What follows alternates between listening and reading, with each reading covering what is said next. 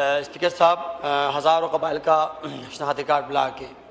शनाख्ती card block होने का मतलब एक ख़ानदान का ज़िंदगी रुक जाना है। जनाब स्पीकर, इनका बच्चे स्कूल नहीं जा सकते, मरीज़ इलाज नहीं कर सकता, बैंक अकाउंट बंद, ख़रीद फरोख्त बंद, अंदरूनी बैरूनी सफ़र बंद, हत्ता कि रोज़गार भी बंद हो जाता है। जनाब स्पीकर, और फिर ऐसा पॉलिसी बनाई गई है कि ख़ुद को पाकिस्तानी समझना साबित करना नामुमकिन है। जनाब स्पीकर, वज़ारत दाखिला से दरख्वास्त है कि ब्लॉक शनाख्ती कार्ड के लिए पॉलिसी पर नज़रसानी करें।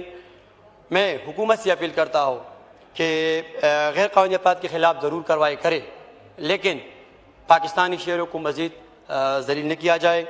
कबाइलों के ब्लॉक शनाख्ती कार्ड पूरी बहाल की जाए।